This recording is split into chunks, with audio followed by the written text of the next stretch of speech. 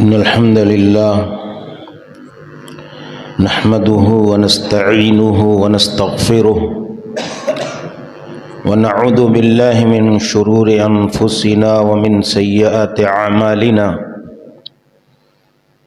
من يهده الله فلا مضل له ومن يضلل فلا هادي له وأشهد أن لا إله إلا الله وحده لا شريك له وأشهد أن محمدًا عبده ورسوله يا أيها الذين آمنوا اتقوا الله حق تقاته ولا تموتن إلا وأنتم مسلمون يا أيها الناس اتقوا ربكم الذي خلقكم من نفس واحدة وخلق منها زوجها وبث منهما رجالا كثيرا ونساء واتقوا الله الذي تساءلون به والأرحام إن الله كان عليكم رقيبا يا أيها الذين آمنوا اتقوا الله وقولوا قولا سديدا يصلح لكم أعمالكم ويغفر لكم ذنوبكم ومن يطع الله ورسوله فقد فاز فوزا عظيما أما بعد فإن خير الحديث كتاب الله وخير الهدي هدي محمد صلى الله عليه وسلم وشر الأمور محدثاتها وكل محدثة بدعة وكل بدعة ضلالة وكل ضلالة في النار. أعوذ بالله السميع العليم من الشيطان الرجيم من همزه ونفخه ونفثه كنتم خير أمة أخرجت للناس تأمرون بالمعروف وتنهون عن المنكر وتؤمنون بالله. وقال تعالى لقد كان لكم في رسول الله أسوة حسنة لمن كان يرجو الله واليوم الآخر وذكر الله كثيرا. سبحانك لا علم لنا إلا ما علمتنا إنك أنت العليم الحكيم. رب اشرح لي صدري ويسر لي أمري واحلل عقدة من لساني يفقهوا قولي.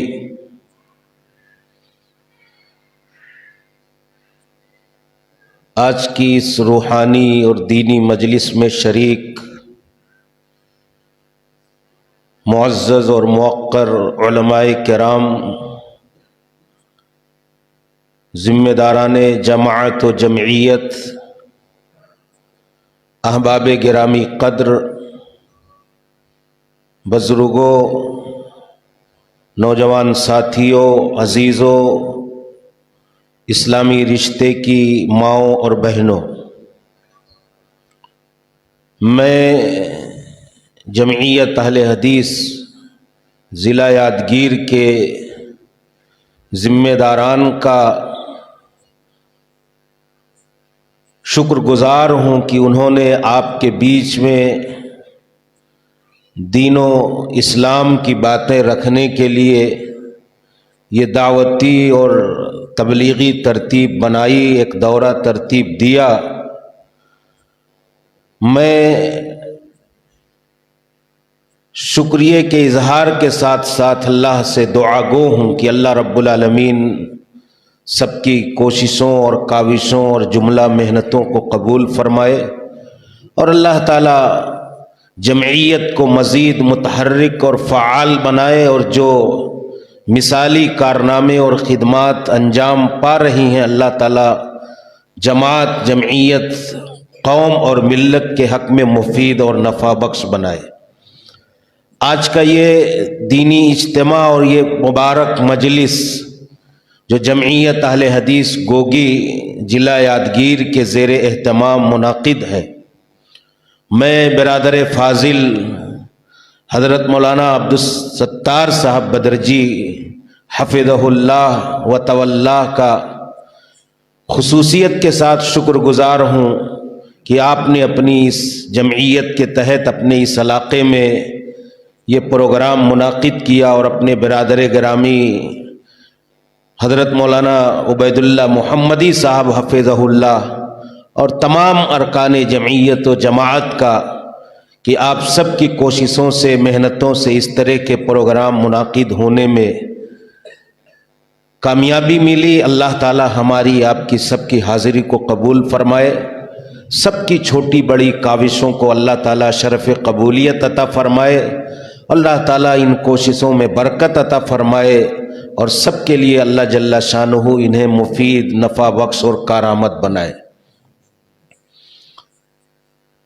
ناظم محترم، یہ ہمارے شیخ محترم نے اس مجلس کا جو عنوان تھا اس کا اعلان نہیں کیا اور وقت بھی زیادہ نہیں ہے اور عنوان بڑا اہم ہے اور اس عنوان کے حوالے سے بڑی اہم اور بنیادی گفتگو کی جا سکتی تھی۔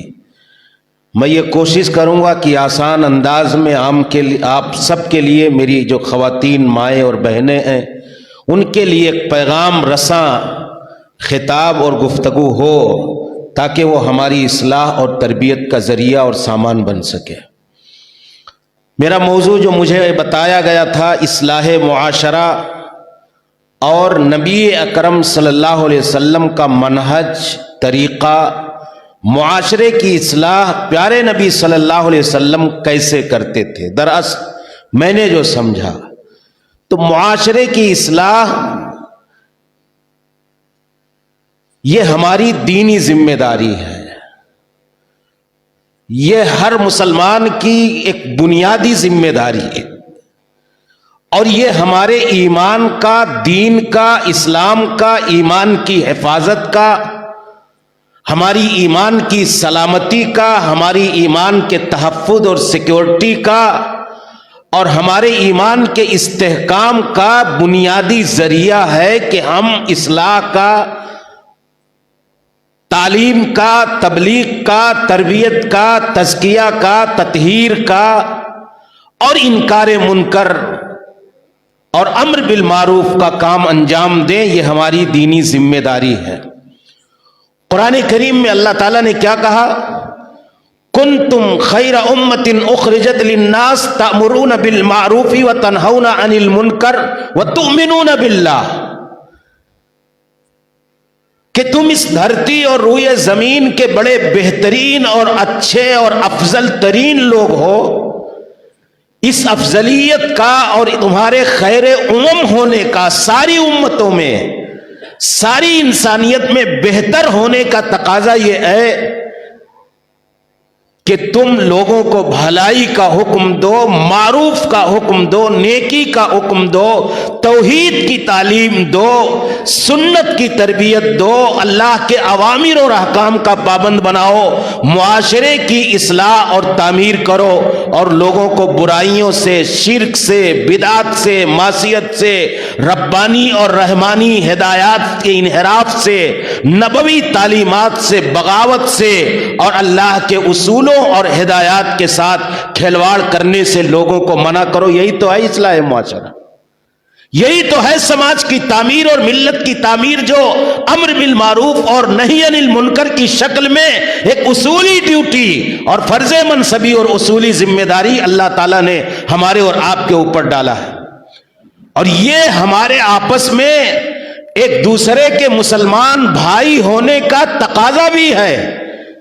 اگر ہمارا کوئی مسلمان بھائی برائی کے راستے پر ہے، بے حیائی کے راستے پر ہے، شرک کے راستے پر ہے، بدعت کے راستے پر ہے، معصیت کے راستے پر ہے، ہماری مائیں ہیں، ہماری کوئی خاتون اپنے سماج میں، اپنے معاشرے میں، اپنی سوسائٹی میں دیکھتی ہے کہ ہمارے سماج اور معاشرے کی کوئی خاتون بے راہ روی کا، بد اعتقادی کا، شرک اور بت پرستی کا، تعویذ اور گنڈوں کا اور اللہ کی توحید سے دوری کا اور بدعات سے محبت کا اور معصیت اور زناکاری اور بدکاری کے راستے پر گامزن ہے، تو اس خاتون کی ذمہ داری ہے کہ اسے زناکاری کی، بدکاری کی، شرک کی، بدعت کی, معصیت کی, گناہ کی ساری شکلوں کی قباحت اور شناعت اور مذمت و برائی سے آگاہ اور روسناش کرے, باخبر کرے, اسے بتائے کہ تمہارے حق میں یہ خطرناک چیز ہے. یہی تو ہے اصلاح. والمؤمنون والمؤمنات بعضهم اولیاء بعض. ہاں, اللہ رب العالمین نے کیا کہا؟ یامرون بالمعروف وینہون عن المنکر. آپس میں جو ولا کا تقاضا ہے, مسلمان آپس میں ایک دوسرے کے بھائی ہیں, مومن مرد اور مومن عورتیں بعضهم اولیاء بعض, دلی محبت ہے آپس میں ایمان کی بنیاد پر, توحید کی بنیاد پر, سنت کی بنیاد پر. کہا یہ ولا ہے جو آپس میں ایمان کا ولا, ایمان کی دوستی, ایمان کی محبت, ایمان کی قربت اور اسلام کی بنیاد پر جو تمہارا رشتہ ہے. تو مومن مرد اور مومن عورتیں آپس میں ایک دوسرے کے بھائی بھائی ہیں. اس لیے وہ ذمہ داری ہے کہ وہ اپنے اس حق ولایت اور حق دوستی اور آپسی ایمانی اور اسلامی رشتہ داری کے تقاضے کی تکمیل کرتے ہوئے سماج کی اصلاح کا کام کریں.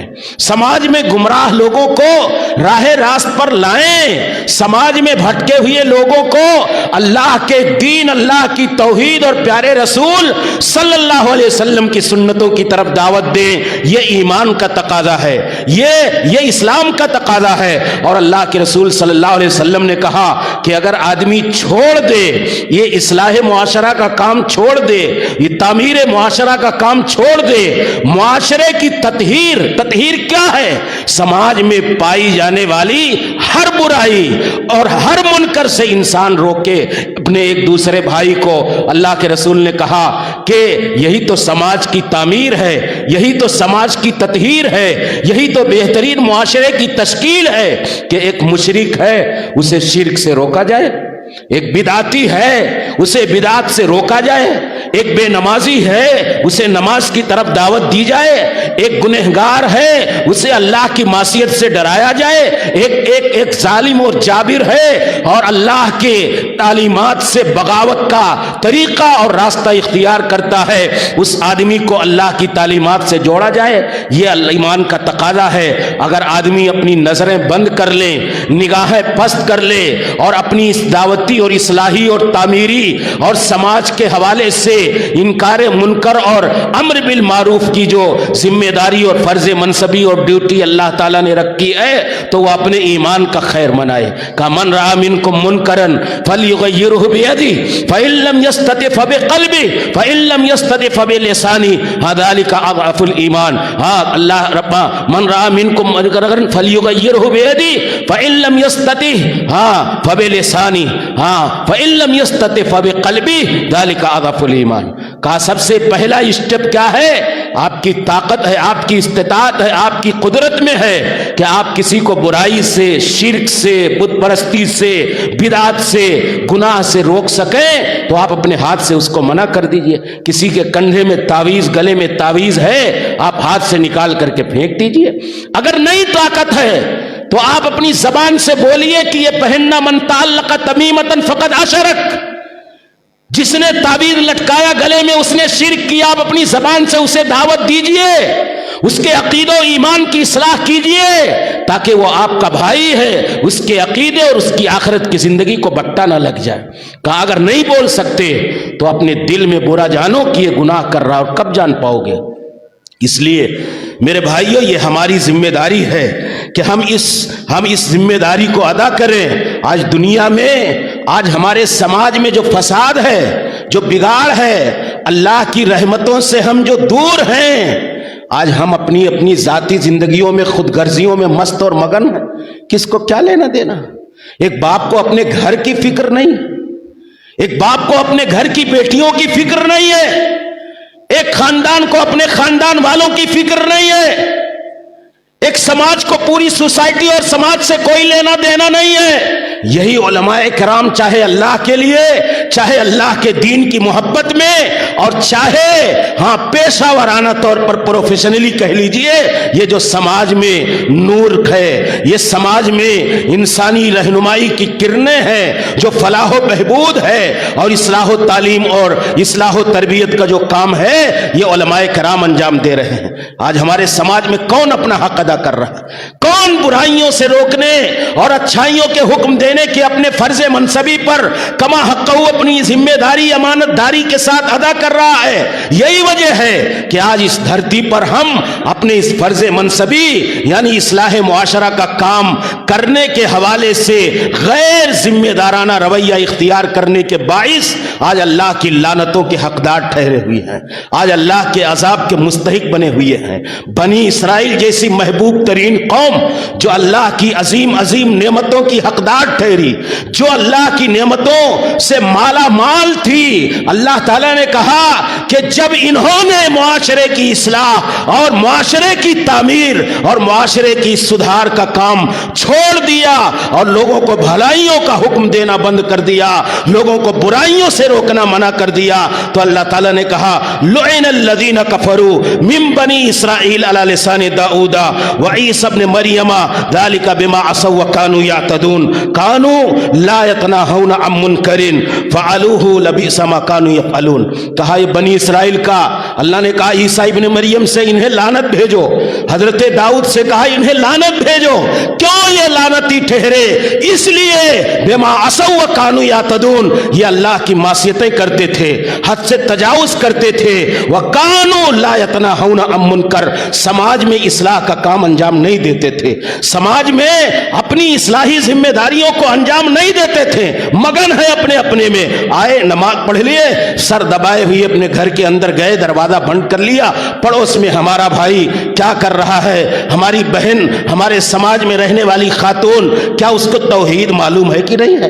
ارے میں تو چھوڑو پڑوسی کو، چھوڑو سماج کو، چھوڑو معاشرے کو، مجھے تو اتنا افسوس ہوتا ہے کہ ایک باپ کو اپنے بیٹوں کے حوالے سے بھی فکر نہیں بچی ہوئی ہے، ایک بیٹے کو اپنے باپ کی جنت اور جہنم کی فکر نہیں ہے، ایک بیوی کو اپنے شوہر کے آخرت کے حوالے سے فکر نہیں ہے، ایک شوہر کو اپنی بیوی کے عقید و ایمان کی کوئی فکر نہیں ہے۔ یہ اس لیے ہے میرے بھائیوں کہ جو ہماری ذمہ داریاں ہیں، اصلاحی ذمہ داری، تعمیری ذمہ داری، دعوتی ذمہ داری، تبلیغی ذمہ داری اور انکار منکر اور نہیں عن المنکر اور امر بالمعروف کا جو فرض منصبی ہے، اس کو ہم کما حقہ انجام نہیں دیتے، تو یہ ہماری ذمہ داری ہے کہ اصلاح معاشرہ کا کام کریں۔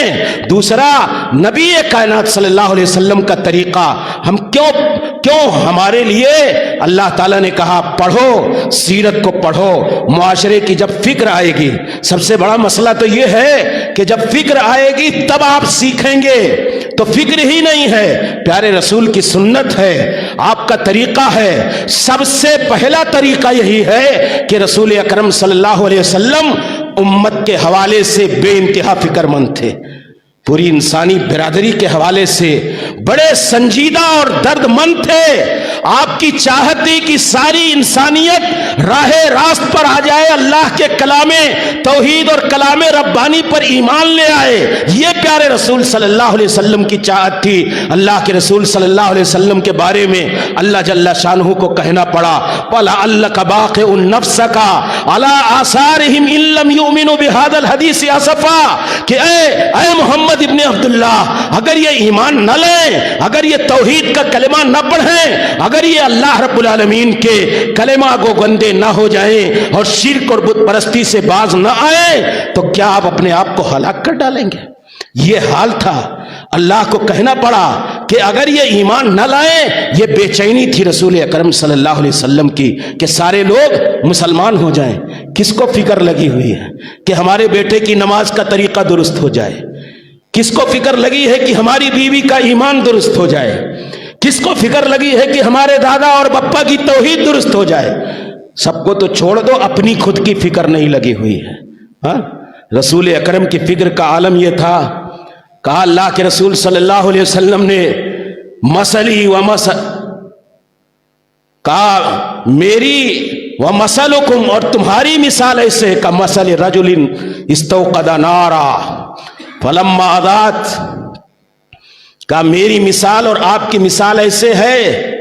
कितने दर्दमंद थे वो हमारे आका सरताज रसूल जनाब मोहम्मद रसूलुल्लाह सल्लल्लाहु अलैहि वसल्लम, अपनी उम्मत के हवाले से, अपनी उम्मत के दर्द के हवाले से का मेरी मिसाल और तुम्हारी मिसाल ऐसे है कि मैं हूं और तुम हो। उस आदमी की तरह मेरी मिसाल है कि कोई आदमी एक चिराग जलाए, एक रोशनी करे, आग जलाए और पतंगे परवाने हाँ उस शमा और आग के किनारे आका करके गिर रहे हों, और वो आदमी आग जलाने वाला उस चिराग से, लालटेन से, रोशनी से पकड़ पकड़ करके पतंगों को उसमें जलने से बचा रहा है, पकड़ पकड़ करके उनको हटा रहा है कि मत जाओ, जल जाओगे, खाकिस्तर हो जाओगे, तबाह बर्बाद हो जाओगे। ब्याई नहीं, मेरी मिसाल अपनी उम्मत के हवाले से ऐसे है कि जहन्नम की आग के दहाने पर तुम खड़े हुए हो, तबाही के दहाने पर तुम जा रहे हो, और मैं देख रहा हूं कि तुम जल करके राख हो जाओगे। हाँ, तुम्हारी आखिरत और उक़बा बर्बाद हो जाएगी। प्यारे रसूल कहते हैं मैं हाथ पकड़ पकड़ करके तुम्हें खींच रहा हूं। ये फिक्र थी, ये दर्दमंदी थी हमारे रसूल सल्लल्लाहु अलैहि वसल्लम की। तो हमको तो अपने हवाले से फिक्र नहीं है, इसलिए प्यारे रसूल सल्लल्लाहु अलैहि वसल्लम के अंदर जब फिक्रमंदी आई तो आपने एक कामयाब तरीका अल्लाह की रब्बानी हिदायत की रोशनी में, रहमानी उसूलों की रोशनी में, अल्लाह ताला ने तो आपको अपना नबी और रसूल बनाया। आपका एक एक तरीका, आपका एक एक उसूवा, आपका एक एक मनहज, आपकी जिंदगी का एक एक कदम हमारे लिए नमूने कामिल और कंप्लीट रोल मॉडल के तौर पर है। अल्लाह ने कहा लक़द कान लकुम फी रसूलिल्लाहि उस्वतुन हसना।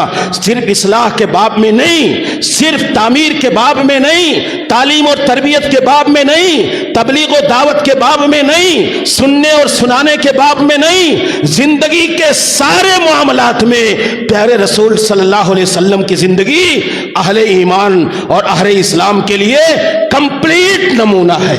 हमें हर मनहज पर, हर मसले पर, हमें सोने में, उठने में, जागने में, खाने में, पीने में, नशिस्तों पर खास्त में, और अपनी बातें और दावत और तबलीग, तदरीस और तालीम, तरबियत और तज़किया, ततहीर, सारी चीज़ों के मसाइल में प्यारे रसूल सल्लल्लाहु अलैहि वसल्लम के तरीक़े से रहनुमाई हासिल करनी चाहिए, हमारी जिम्मेदारी है।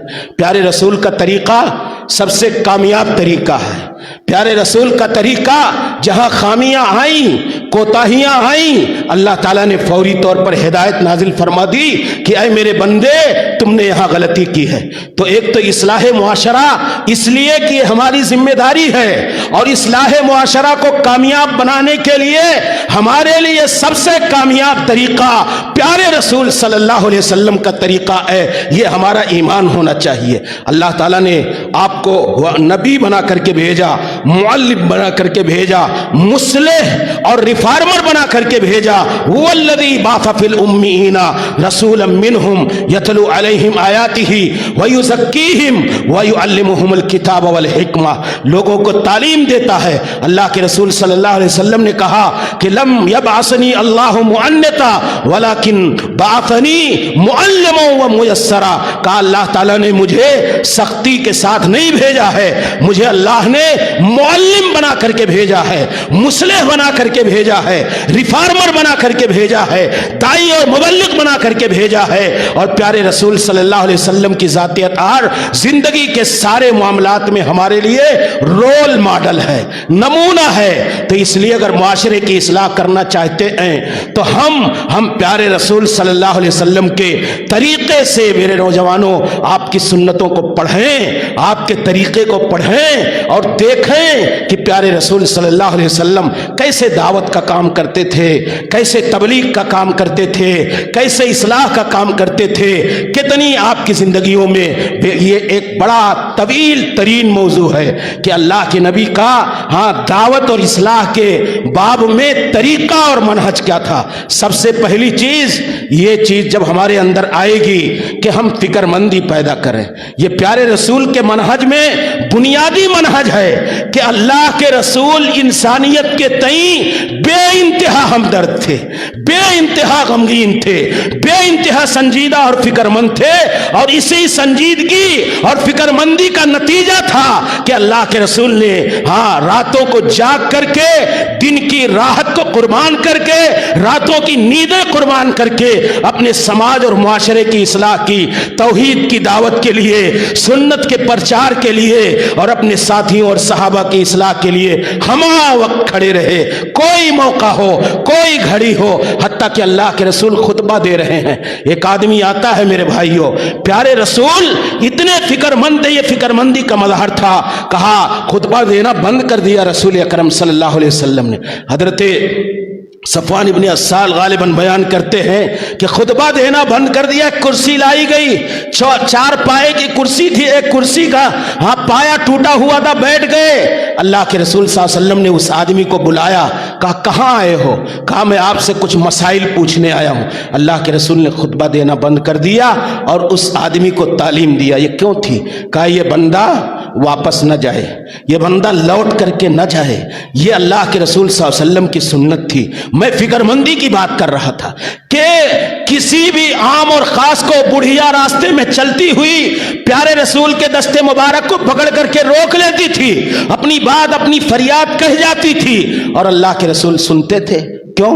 فکر تھی کہ کوئی عام اجنبی غریب، کوئی بغیر تعارف اور پہچان کے کوئی بھی آدمی ہو، ہمیں اس تک اللہ کا پیغام پہنچانا ہے اور ہمیں اس تک اپنی بات پہنچانی ہے۔ فکر مندی تھی۔ یہ فکر مندی جب آئے گی تب آپ اللہ کے نبی صلی اللہ علیہ وسلم کا طریقہ آپ سیکھنے کی کوشش کریں گے، اپنی زندگیوں میں لائیں گے، اور اگر یہی فکر مندی نہیں آئے گی تو پھر ایسی صورت میں آپ کے اندر جب فکر ہی نہیں ہے اصلاح کی، آپ کے اندر فکر ہی نہیں ہے تعلیم، تربیت، تزکیہ، دعوت، تبلیغ کی، تو آپ کیوں سیکھنے جائیں گے اللہ کے رسول صلی اللہ علیہ وسلم کا طریقہ؟ تو پہلے آپ فکر پیدا کریں کہ ہمیں، جیسے اللہ کے رسول کہتے ہیں کہ میں سارے لوگوں کو جہنم کی آگ سے بچا رہا ہوں، کم سے کم سماج کے بارے میں نہ سوچیں، بہت بڑے پیمانے پر نہ سوچیں، تو اپنی ذات کے بارے میں سوچیں، اپنی فیملی کے بارے میں سوچیں، اپنے گھر والوں کے بارے میں سوچیں کہ ہمیں ان کو کیسے جہنم کی آگ سے بچانا ہے، یہ ہماری دینی ذمہ داری ہے۔ اور اللہ کے رسول صلی اللہ علیہ وسلم کی یہی فکر مندی تھی اور آپ کا کامیاب طریقہ تھا۔ طریقوں میں کامیاب طریقہ ہونے کی وجہ سے اللہ کے رسول کا انقلاب آ گیا۔ مکہ اور اس عرب کے ریگستانوں میں جو بادیہ نشین چرواہے تھے، بکریوں کے، اونٹ کے، بے حیثیت تھے، بے وزن تھے، بے وقار تھے، بے قدر تھے، بے نام و نشان تھے، کوئی قدر و قیمت ان کے قیصر و کسریٰ کی بارگاہوں میں نہیں تھی، جہالت کا، اکڑ پن کا مرکز تھے۔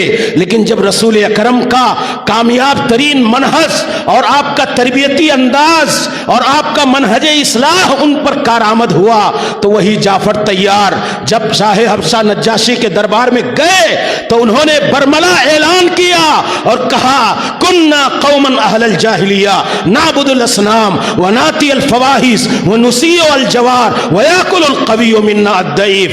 کا حالت ہماری یہ تھی کہ ہم بدکار لوگ تھے، ہم مردار کھانے والے لوگ تھے، ہم شرک اور بت پرستی کے گہرے دلدل میں پھنسے ہوئے تھے، نسیء الجوار پڑوسیوں کے ساتھ بدسلوکی کرتے تھے، وناتی الفواحش بدکاری، زناکاری اور بے حیائی، آبرو ریزی، یہ ہماری شناخت اور پہچان تھی۔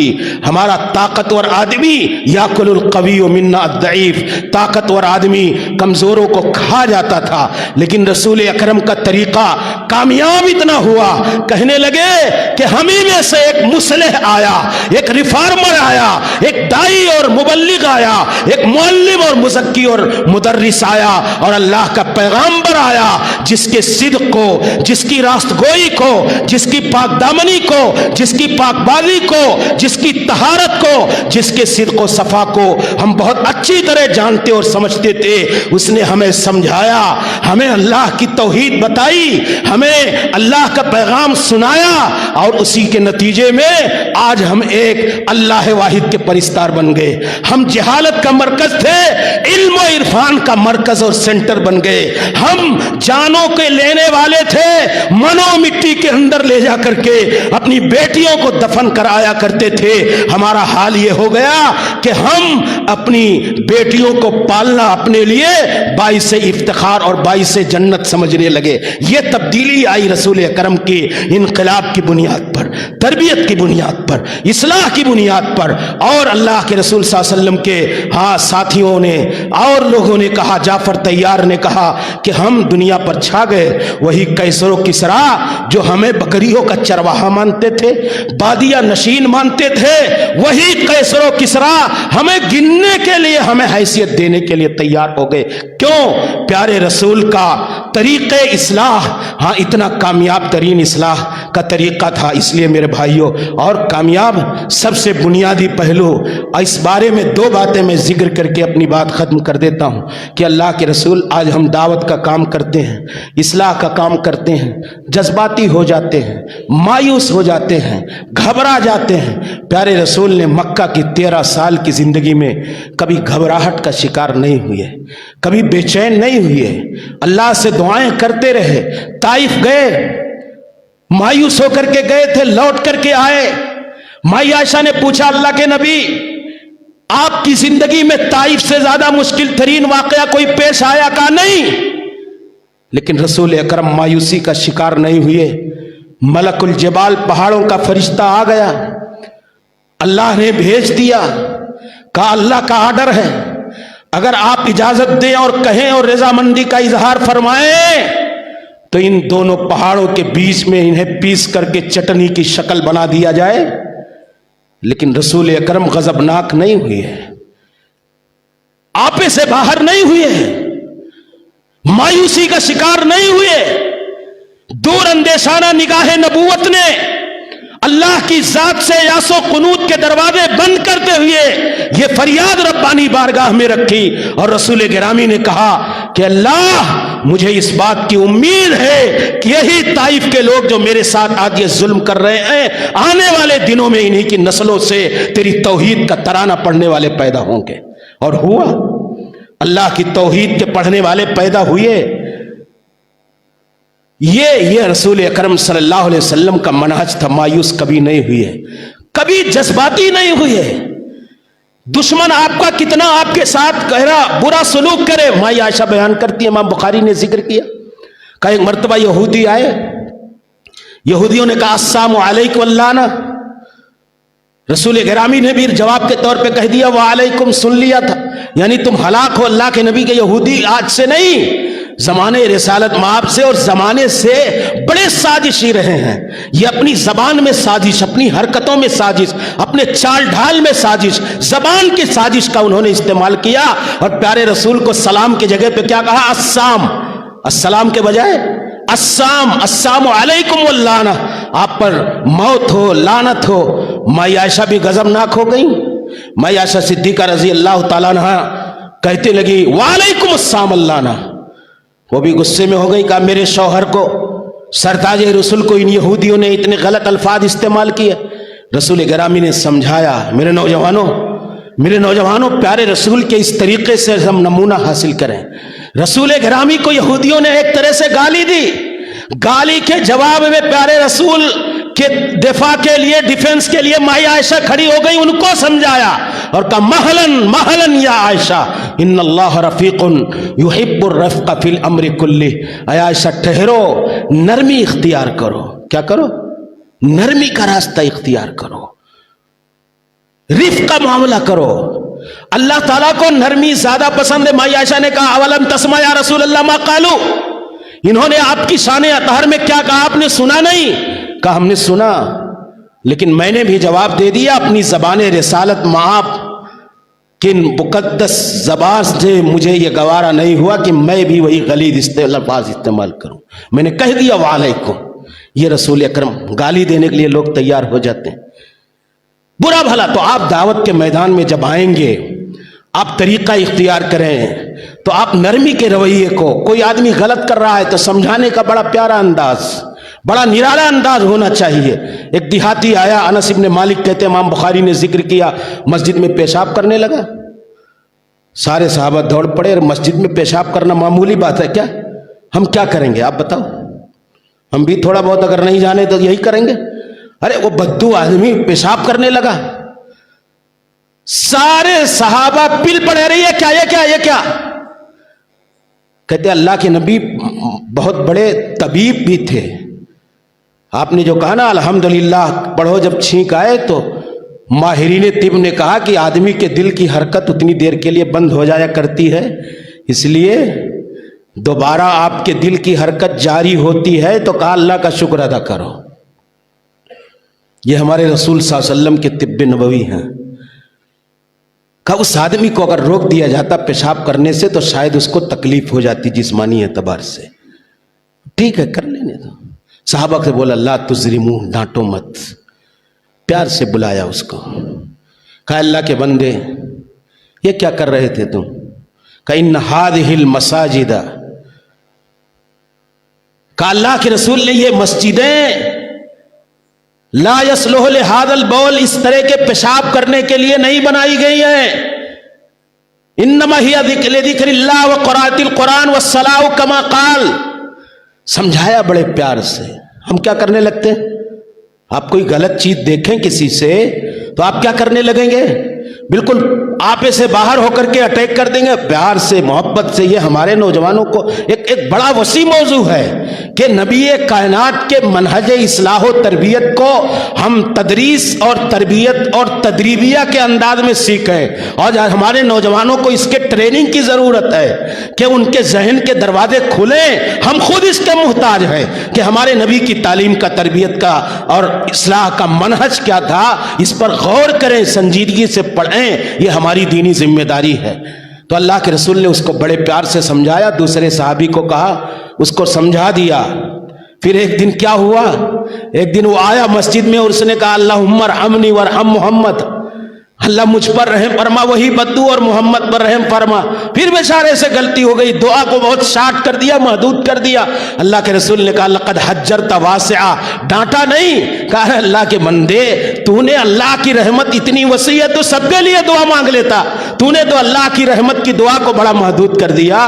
تو کہنے کا میرے بھائیوں مطلب یہ ہے کہ اللہ کے رسول صلی اللہ علیہ وسلم بڑے پیار سے، شفقت سے، نرمی سے سمجھاتے تھے۔ کوئی آدمی ہوتا تھا، آپ دیکھو ایک یہودی ہے، جب آپ سماج میں اصلاح کا کام کریں گے، ابھی مولانا عبدالستار صاحب بدرجی حفظہ اللہ، مولانا عبید اللہ صاحب محمدی حفظہ اللہ سماج کا کام کرتے ہیں، تو اور لوگوں کے بنسبت ان کی ذمہ داریاں اور بڑھ جاتی ہیں، اور یہ اصلاح سماج کا ایک تقاضا بھی ہے کہ آپ دوسروں کے غم میں، دوسروں کے دکھ میں، دوسروں کی پریشانی میں، دوسروں کے مسائل میں کھڑے ہوں، شریک رہیں۔ جب آپ اس کے دکھ سکھ میں شریک ہوں گے تو آپ کی اصلاحی باتیں اس کے لیے زیادہ کارآمد ثابت ہوں۔ اور آپ پہنچو، کہیں ملا ہے، کہیں دکھی ہے تو کوئی بات ہی نہیں کہ پہنچ گئے توحید کا پیغام لے کر کے۔ یہ پیارے رسول صلی اللہ علیہ وسلم کا طریقہ نہیں ہے۔ مواقع تلاشتے تھے، کہاں کس طرح سے۔ ایک یہودی بچہ بیمار تھا، پیارے رسول صلی اللہ علیہ وسلم گئے اور کہا کہ ہاں، اس کی بیماری کی حالت کو جب دیکھا اللہ کے رسول صلی اللہ علیہ وسلم نے، تو اس سے کیا کہا؟ قل لا الہ الا اللہ۔ یہودی آدمی تھا، تم لا الہ الا اللہ پڑھ لو بیٹے، آخری مرحلے میں تم جہنم سے بچ جاؤ گے۔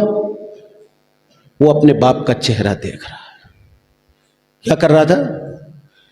عجیب بات تھی نا، یہودی لڑکا ہے، رسول اکرم صلی اللہ علیہ وسلم اسے دعوت دے رہے ہیں توحید کی، لا الہ الا اللہ پڑھنے کی۔ باپ نے دیکھا کہ اس کی نگاہ اس جنت کی طرف جانا چاہتی، حقیقت میں اس نے کہا کہ ابو القاسم ہے میرے بیٹے۔ یہودی باپ نے کہا تو ابو القاسم محمد ابن عبداللہ صلی اللہ علیہ وسلم کی بات مان لے، اور اس نے کلمہ پڑھ لیا۔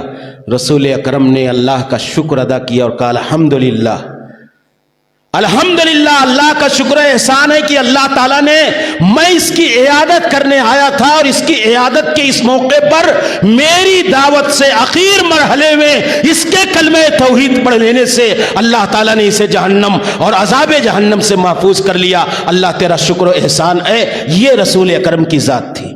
کہاں گئے تھے؟ کہاں گئے تھے؟ یہودی کی بیمار پرسی کے لیے۔ حالات آتے تھے تو گھبرا جاتے تھے صحابہ کرام۔ حضرت جابر ابن عبداللہ تھے، جب والد کا انتقال ہو گیا، شہید کر لیے گئے، سمجھاتے تھے، تسلی دیتے تھے، غم کے مواقع پر اپنے ساتھیوں کے کام آتے تھے۔ میرے نوجوانوں، جب آپ کام کریں گے تو صرف یہی نہیں کہ کتابچہ لے کر کے آپ پہنچ جائیں، پمفلٹ لے کر کے پہنچ جائیں اور کلمہ پڑھانا شروع کر دیں، یا جس دن پروگرام ہے آپ بڑے بولیں کہ ان سے جڑ کر کے رہیے، ان کے دکھ میں شریک رہیے، ان کے مسائل میں ساجی رہیے۔ کوئی بھی آدمی ہو، انسانی بنیادوں پر۔ حضرت جابر ابن عبداللہ آئے رسول اکرم صلی اللہ علیہ وسلم کے پاس، کا مالی اراک منکسرا، اے جابر، کیا وجہ ہے کہ میں تمہیں غمناک مایوس دیکھ رہا ہوں؟ تو انہوں نے کہا، یا رسول اللہ، ان ابی استشہد وَتَرَكَ عِيَالًا وَدَيْنًا، پیارے رسول، میرے والد گرامی شہید ہو گئے، شہادت کا جام نوش فرما لیا، بڑا مال چھوڑ کر کے، بڑا لمبا اہل و عیال کا ایک لمبا سلسلہ چھوڑ کر کے گئے، ایک لمبی فیملی چھوڑ کر کے گئے، وَدَيْنًا، قرض کا ایک بڑا بوجھ چھوڑ کر کے گئے، لمبی فیملی اور قرض کا بڑا بوجھ۔ کہا، افلا ابشرک بما لقی اللہ بہ اباک، کہا کہ میں تمہیں بشارت نہ دے دوں، تمہارے باپ کو اللہ تعالیٰ نے جو اعجاز اور شرف عطا فرمایا؟ کہا، یا رسول اللہ ضرور بتائیے۔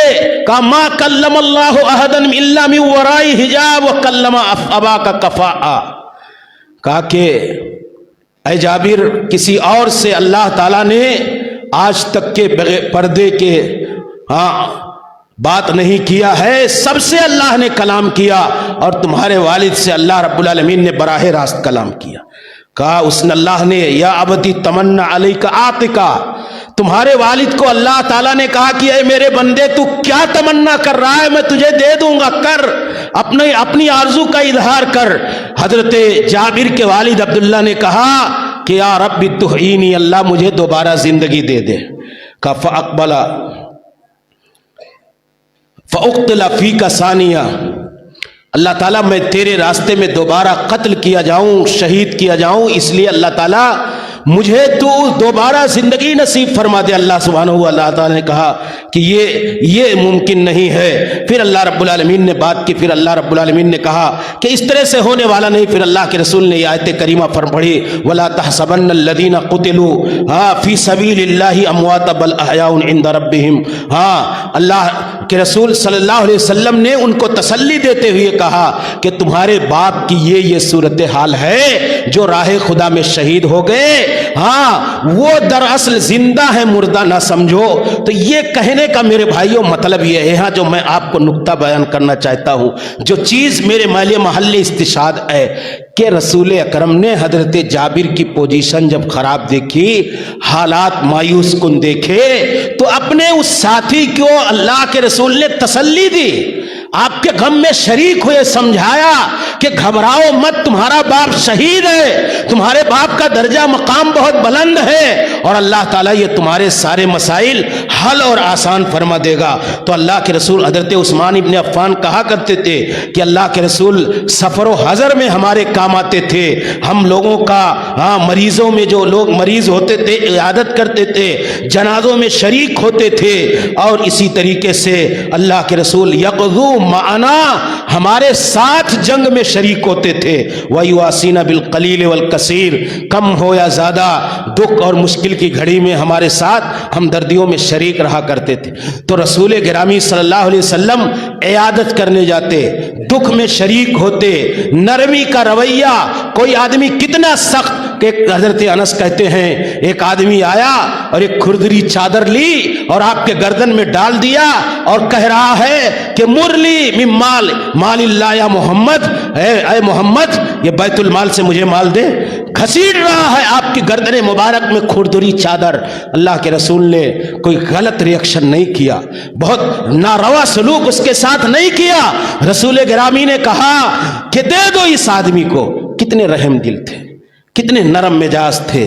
तो ये समाज में जब आप इस्लाह का काम करेंगे, तरबियत का काम करेंगे, दावत का काम करेंगे, तो नबवी मनहज एक तफसीली मनहज है। ये मैंने चंद गोशे नरमी के साथ, आप कुरान करीम को पढ़ें। अल्लाह ताला ने क्या कहा कि फबिमा रहमतिम मिनल्लाहि लिंत लहुम वलौ कुंत फद्दन गलीदल क़ल्बि लनफज़्ज़ू मिन हौलिक। कि ये जो इनकलाब आया आपकी दावत में, आपकी कामयाबी जो हुई, दावत की इस्लाह का जो तरीका मुअस्सिर हुआ, आप बड़े रहम दिल थे। फबिमा रहमतिम मिनल्लाहि लिंत लहुम, अल्लाह की तरफ से अल्लाह ताला ने आपको नरम दिल, नरम मिजाज, नरम खू, नरम आदत बना करके भेजा था।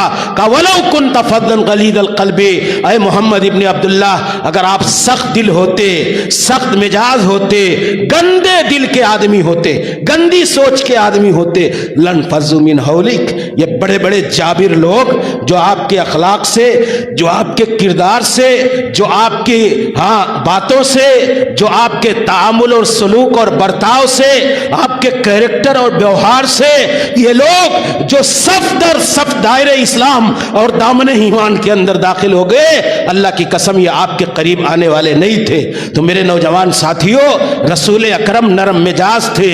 रसूल अकरम जो आपके पास दीन के मसाइल सीखने आता तो उसको कहते थे मरहबम या तालिबल इल्म, खुशगवारी के साथ। आज उलमा ही क्यों ना हो, कोई आदमी फतवा पूछने के लिए चला जाए, चेहरे पे नागवारी के असरात होते हैं। ये इस्लाह इससे नहीं होगा। आपसे कोई कमजोर है, दीन पसंद मिजाज है, आप दीन की इस्लाह का काम, तरबियत का काम कर रहे हैं, समाज की तामीर के लिए फिक्रमंद हैं, कोई आपसे कमतर इल्म वाला आपके पास आए तो आप उसके पीठ को थपथपाइए, उसे शाबाशी दीजिए, आप उसकी दिलजोई कीजिए, आप उसे इस्तकबाल कीजिए, वेलकम कहिए, खुशामदीद कहिए, मरहबा कहिए। ये रसूल अकरम सल्लल्लाहु अलैहि वसल्लम की सुन्नत है। अब आप बताओ, एक आदमी मसला पूछने आए और आप उसके दिल पर बड़ा हाथ रखते हुए उसके पीठ को थपथपा दीजिए और कहिए आइए बेटा आइए, शाबाश शाबाश, आपने बहुत बड़ा काम किया है जो ये मसला दरियाफ्त करो। बोलो आइंदा वो कितनी खुशदिली के साथ किसी मौलवी के पास चल करके आएगा, किसी के पास जिससे उसने ये खूबी और ये कमाल देखा है, ये औसाफे जमीला पाए हैं, कितनी खुशी के साथ दोबारा दौड़ करके। हमारी माओ का भी यही हाल होना चाहिए, बाप का भी हाल होना चाहिए। अगर बेटा कोई मसला दरियाफ्त करता है तो उसकी शाबाशी दी जाए, उसको पीठ थपथपाया जाए। और मेरी माएँ भी प्यारे रसूल की सीरत को पढ़ें, जिंदगी को पढ़ें, उम्महातुल मोमिनीन की जिंदगियों को पढ़ें और अपने अकीदो ईमान की हिफाजत करें, अपने अकीदो ईमान की हिफाजत के साथ जिंदगी गुजारें। मेरी माएँ हैं, मैं उनके लिए एक पैगाम जिक्र करके अपनी बात खत्म कर देता हूं कि अल्लाह ताला ने आपको मुसलमान, ये अपने मौजू से अपनी बात खत्म करते हुए कि आज इर्तिदाद का मसला है, इनहिराफ का मसला है। हमारी बेटियों को, मेरे बुजुर्गों, आप अपनी बेटियों को समझाओ।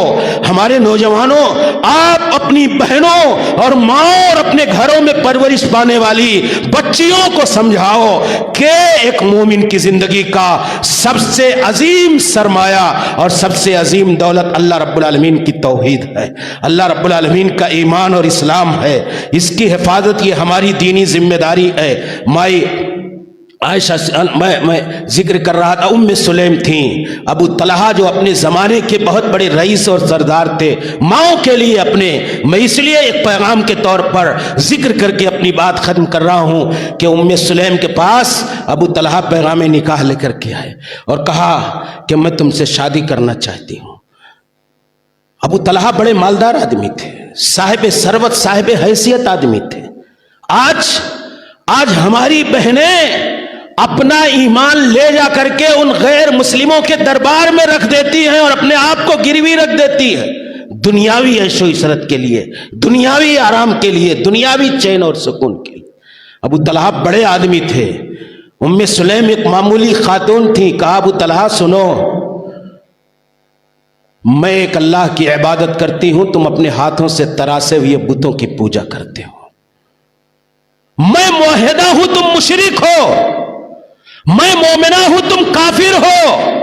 मैं उस सातवें आसमान पर अर्श के ऊपर मुस्तवी अल्लाह जल्ला शानहू की बंदगी करती हूं और तुम अपने हाथों से तराशे हुए आंटों से कूद करके माबूदाने बातला के आगे अपनी जबीने न्यास को खम करते हो। हमारा तुम्हारा मेल नहीं खाता जोड़, हम दोनों एक दूसरे के रिश्ते में नहीं आ सकते।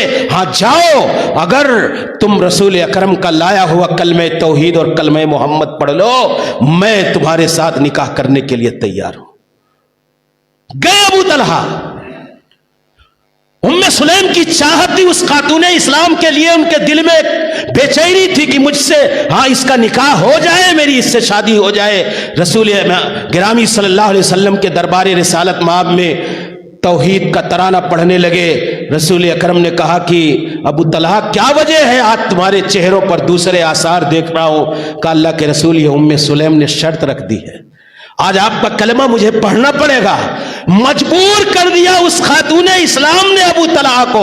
कहा मेरा ईमान ज्यादा कीमती है, मेरी तौहीद ज्यादा बेशकीमती है, मेरा इस्लाम तुम्हारी दौलत और सरवत के आगे ज्यादा अहम है, मैं तुमसे समझौता नहीं कर सकती। और उन्होंने कलमे तौहीद पढ़ा और माई उम्मे सुलैम ने यह कहा कि अबू तलहा तुमसे महर भी नहीं लूंगी, तुम्हारे लिए मेरी तरफ से हक के महर के तौर पर तुम्हारा इस्लाम यही मेरे लिए हक के महर।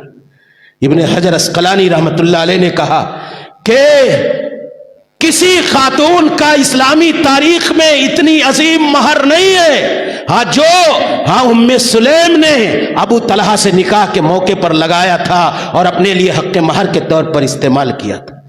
मेरे भाइयों, मेरी माएँ थी, इसलिए अपनी ईमान की अजमत को समझो, अपनी दीन की कीमत को समझो, अपने इस्लाम की कदर व मंजिलत को समझो और अपने बच्चों के ज़हनो दिमाग में ये चीज रासिख कर दो कि दुनिया और कायनात की सबसे बड़ी दौलत हमारे आपके लिए, हमारी नस्लों के लिए अल्लाह की तौहीद और नबी अकरम सल्लल्लाहु अलैहि वसल्लम का इत्तिबा और अल्लाह की तरफ से मिला हुआ ये दीन अजीम हमारे लिए है। हम उसकी हिफाजत करें, उस पर चलें, उस पर कारबंद रहें, उस पर अमल करें और उसके पैगाम को सारे लोगों तक पहुंचाएं। अल्लाह ताला से दुआ है कि अल्लाह आलमीन जिन लोगों ने ये कोशिशें की हैं, अल्लाह सबकी कोशिशों और काविशों को कबूल फरमाए।